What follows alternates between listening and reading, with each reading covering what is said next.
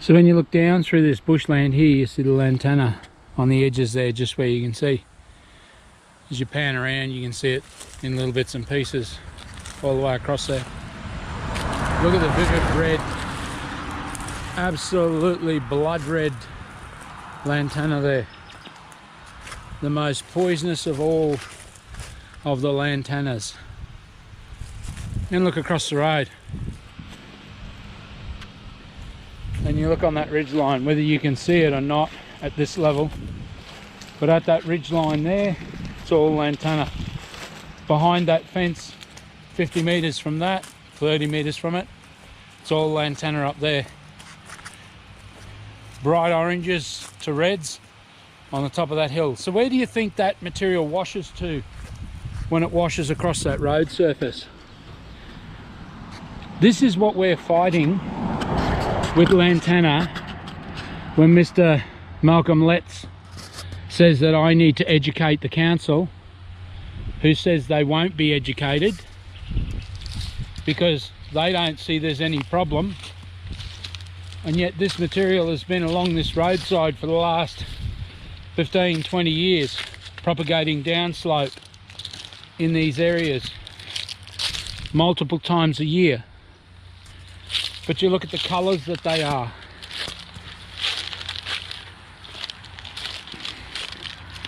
Look at the colours there.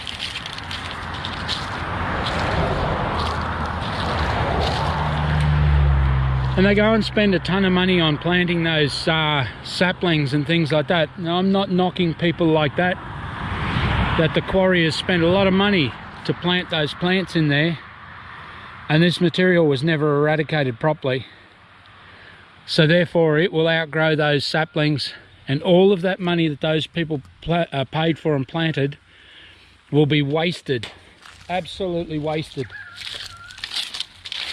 And yet at every operational thing that I've seen, their cost factor that they use to do these things is higher than what we do.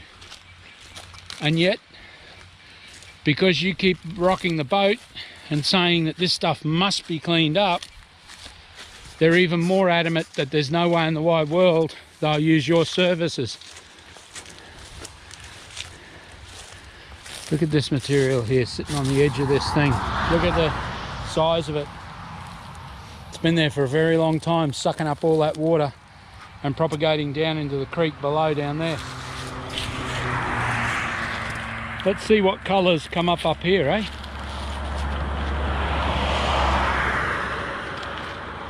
What do you reckon? Pretty colours? Prettier colours? Prettier colours? Reds? Reds? Bright reds?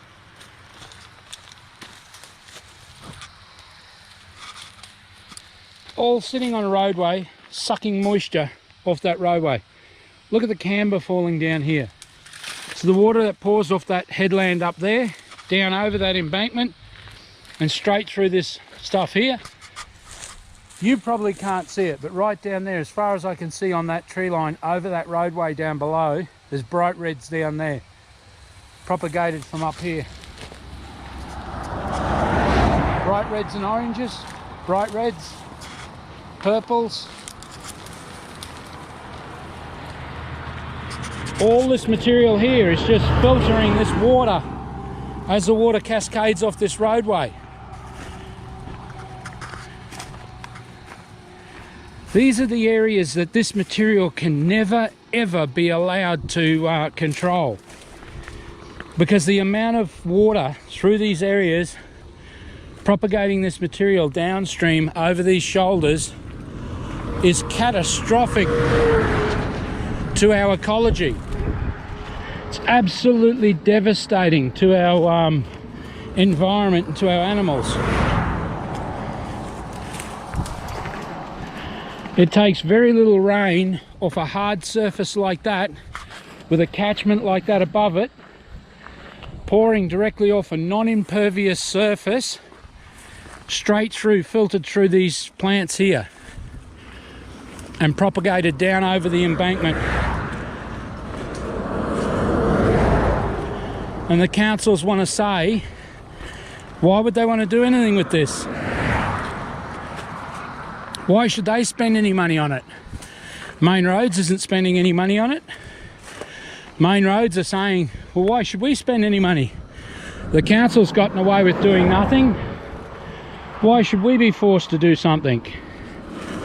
So at what point do any of these people have any sort of moral behaviour to protect our environment and live up to their biosecurity obligations? At what point?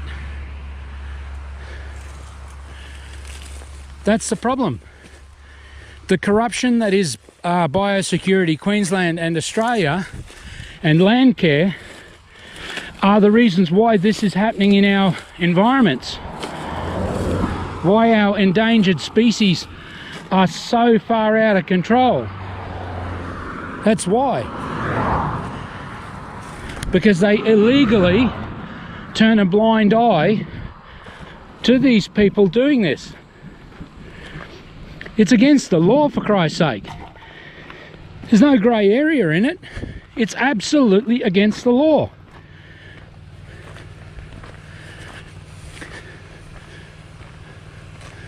Look at the colours here.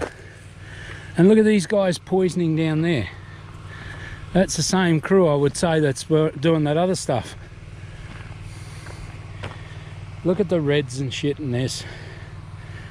And when they poison it, all they do is create an enormous fire hazard.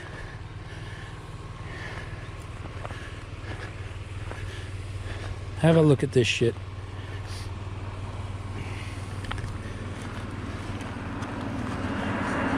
Poisoning the whole track down there.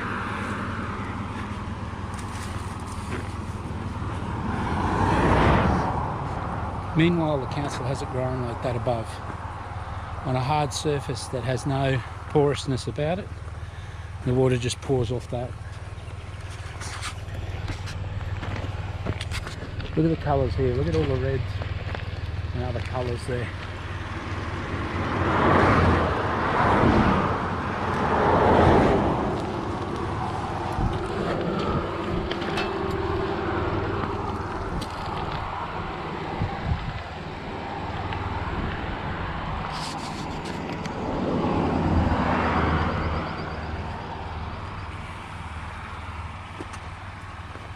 Look at the reds.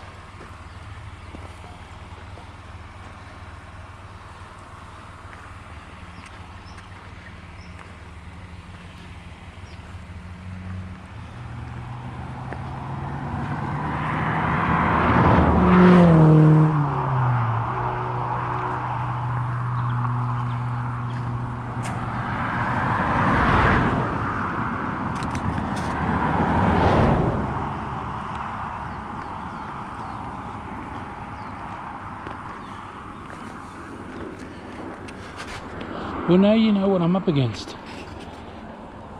All of the antennas sitting above there, propagating down over this embankment and continuing the push downhill.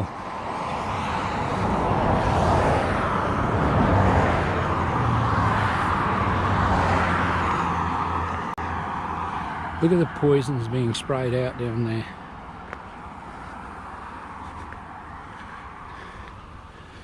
Look at it. Absolutely catastrophic.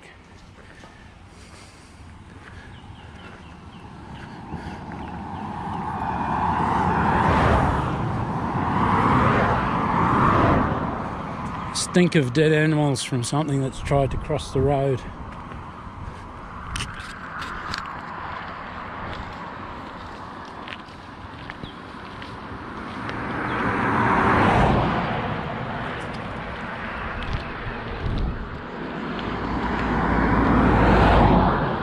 So this is all council land causing this propagation down into that area where those fellas are having to poison to try and keep some sort of control down into the land at the quarry. But look at the reds on that. This is the most significantly poisonous plant of all of them. And look at the size of the growth along this face here. and the council has no clue. This is Moreton Bay Regional Council at its best. And they just keep pretending and pretending that they haven't got a bloody clue. And old Malcom Letts says, oh, you'd have to prove they don't know. You'd have to prove that they don't know. Yet under the legislation it says that the councils are responsible for the management plan. If the councils did not know, then why would Malcom Letts' biosecurity be having them write weeds management practices? Don't you find that there's something very, very smelly about that? Then the most important person in that environment says, well, you don't have a clue how big the problem is. Hello, Malcolm? Have I not got a clue how big the problem is? 10 million hectares? $75 billion problem? And you guys are calling it low risk?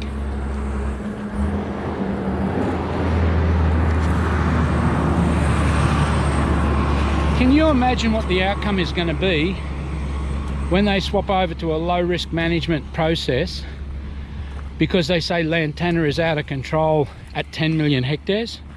According to Malcom Letts, of the head of biosecurity in Queensland, who Mr Mark Furner says that I should actually bother now. Him and Mr Ian Thompson, they should be the people that I harassed from now on, according to him. They're the ones responsible for all of this.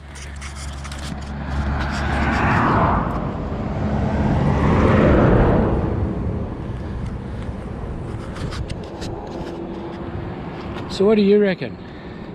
This is your future, this is your children's future. Malcom Letts says that there's no future in this. They've given up completely. There's no significant Lantana eradication processes in place at all. There's zero. The councils have been writing to me for 12 months and I'm happy to furnish that information to Malcolm if he needs it. Yet he left all of this in their hands, and I guess Mark Furner's left it in my hands with Malcom Letts, because he says Malcom Letts is responsible for this. So at 10 million hectares, and that's not a significant problem, growing on the edges of the sides of roads here, look, anybody can see what I'm talking about. People are driving around now with their eyes open going, Gary, I see exactly what you mean. Look at the steepness of that terrain and tell me that's not a problem. When the water lands on those rocks there, that's a completely rocky surface up there, full of lantana. It blows across that surface and either runs straight down that gutter to that lower section down the very bottom there where those cars are coming up from, that I showed you is the most healthiest green you've seen, in reds and everything else.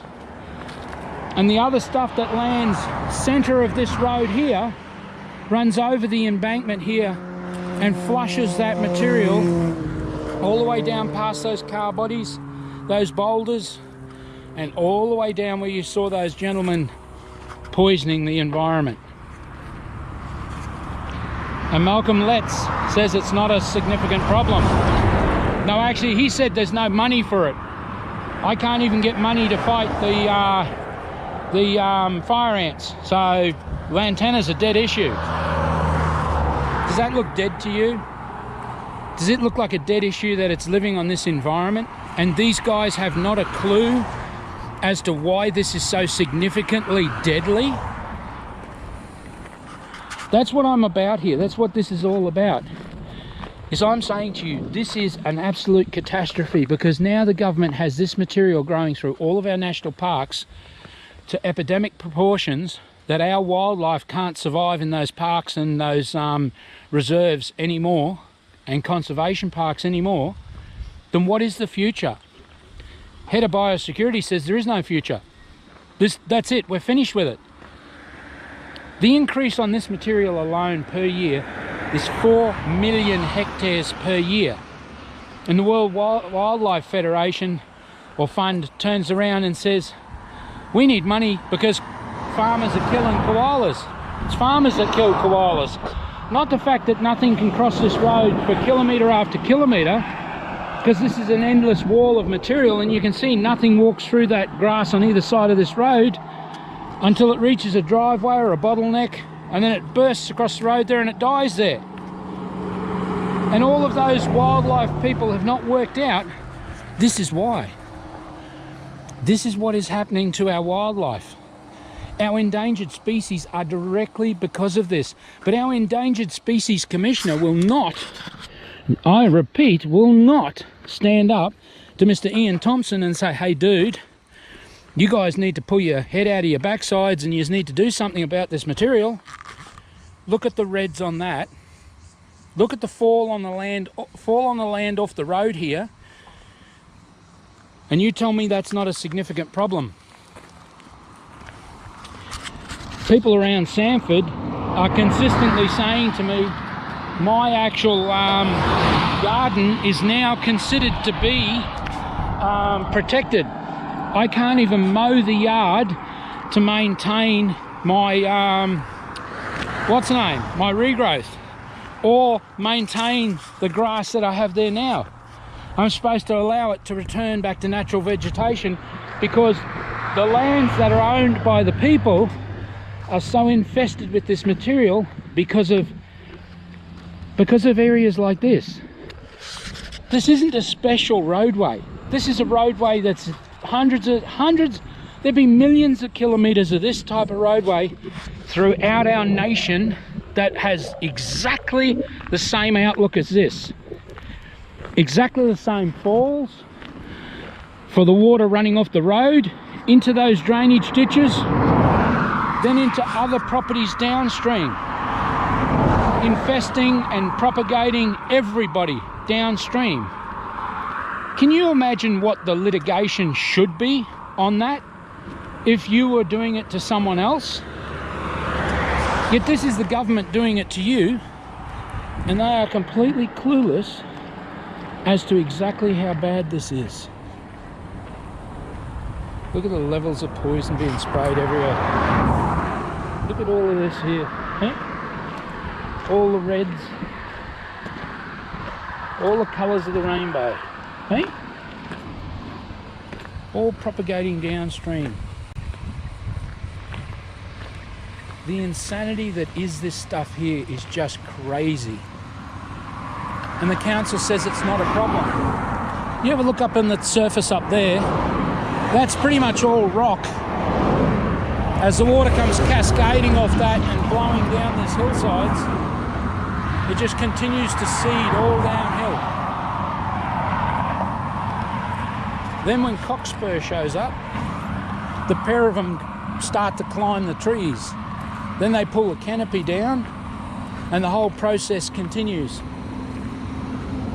Imagine the water flowing off that in a high storm.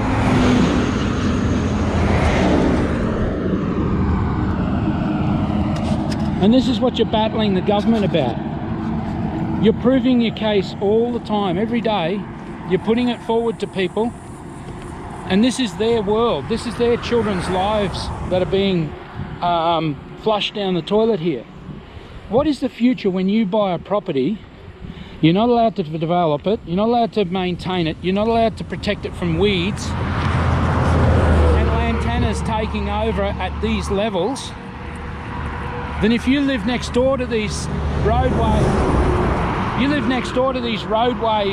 infestations, then there is no future for your children's investment. Pretty soon your land is worth half of what it was before. And eventually, if you're not actually physically doing something with the land, which is what the government is actually doing to everybody now, you can't physically maintain and look after your land, which means it gets consumed by this cancer, then what is the future value of that property? There is no future value of that property. There is no chance that you've got something to pass on to your children in the future. They will not have a future investment there. Or if you're elderly and that is your whole entire nest egg, and you stop being agile enough, like physically capable enough to physically protect your property, then what happens to your retirement fund? Some people have been paying into their properties for their entire growing life for a nest egg that's supposed to pay for either your retirement, your doing some travel after you've retired, or possibly your old age care. And now the laws have been changed that dramatically that you can't even protect your property from weeds. There is now laws apparently being put in place through state government to try and amend that section of the Biosecurity Act 2014, that it's illegal to release this material to the environment. Can you imagine what the outcome of that will be if they manage to do that to our children? And you want to understand that that's to your children, that's to your mother, that's to your father, that's to your grandparents. If they manage to change to a risk assessment based program and nobody other than me is challenging them, how the hell can $75 billion be low risk, you muppets? $75 billion. You have a look at that business with the actual 10 million hectares, which will blow out to be 50 million, will quadruple in the next 10 years. Will be 50 million hectares. Can you imagine what that is going to be like in the future? That's $300 billion problem. That's Lantana alone. These people are not even talking about the other 31 plants on that list. And what's worse about that 31 other plants on that list, these people say a lot of those plants are far worse than Lantana is. Blackberry in New South Wales and Victoria holds the same amount of land as what Lantana does. And farmers that know anything about the subject, which I don't, I haven't had anything to do with that, say if you think Lantana's bad, Blackberry is 10 times worse, they say. I don't know. I take their word for it because I trust a lot of farmers. I definitely trust the farmers. I don't trust the politicians that are doing this to our children and to our grandparents and to us. Look, I could be easily sitting on a fence the same as everybody else and doing no damn thing about it at all. But with what I know and what I see, I'm not passionate about Lantana, okay? Well, actually I am. But I'm terrified of what is happening now and the stupidity that's involved of people who are paid to know better. And these people have been in this industry for the last 20 to 30 years, according to that conference. But these people chair up the committees of the committees that the committees then answer to other committees that then advise the government. Now, how sus is that when the heads of these departments actually run the committees that give advice to the people that make the decisions? That's what I say, the corruption is absolutely out of control, but it's not a financial corruption. They have screwed up our ecology and our biodiversity that bad that even our premiers and our prime ministers are willing to bury this all at any cost they can, so that the public never wakes up enough to know and do the mathematics on these issues. That's why they restrict my access to the national parks, because they don't want me to show you exactly how bad that Lantana is through the southern Diagula National Park. And that's one part of it. You know, that continues for thousands and thousands and thousands of kilometres, changing names of national parks, but that's a continuous flow of material. And it falls both sides, to the farming communities on the western sides, to the eastern seaboard on the eastern sides, and continues all the way downstream to our oceans. And nobody cares. Nobody understands this material covering these sides of these roads can never be allowed to ever maintain those surfaces. It can never happen. We can never allow it. And yet the people who are supposed to be the experts in this particular subject The ones who are supposed to advocate the management processes of these things do nothing about it. They have no policies in place.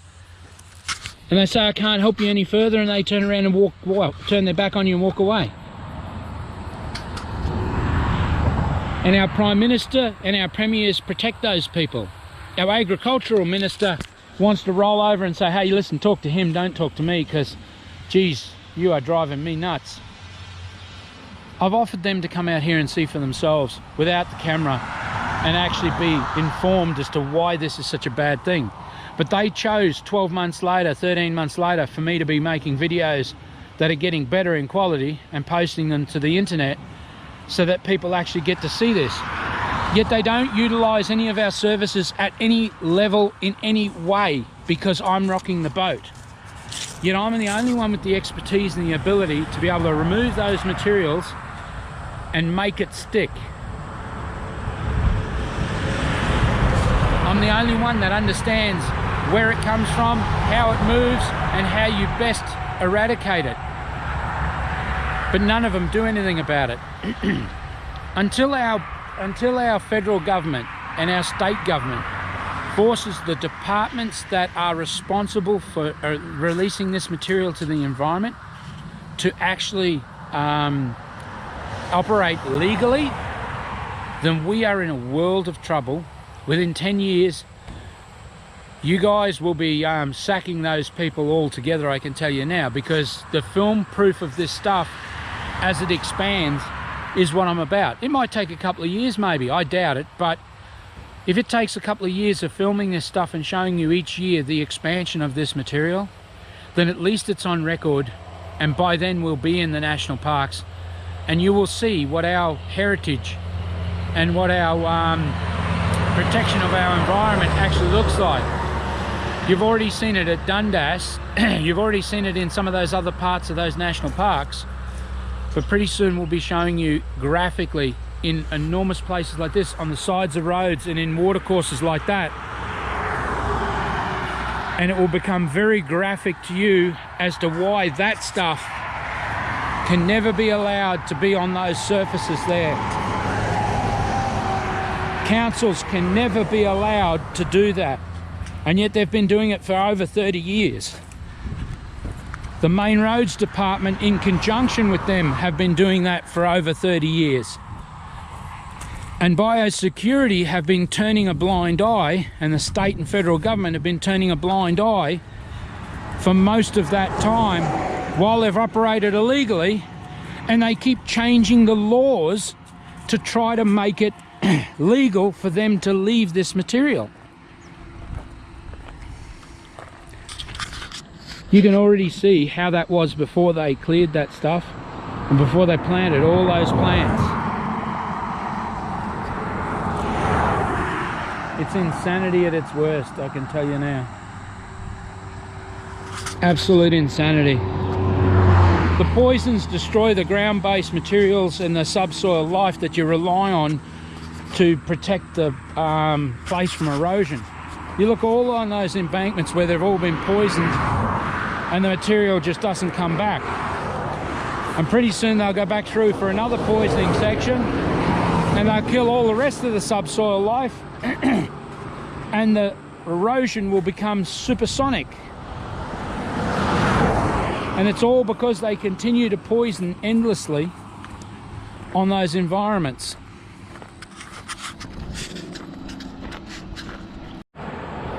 One of the things that people don't realise in this stuff, and it's a very interesting proposition, is that why do you think that lantana propagates the steep surfaces and steep terrain so vividly?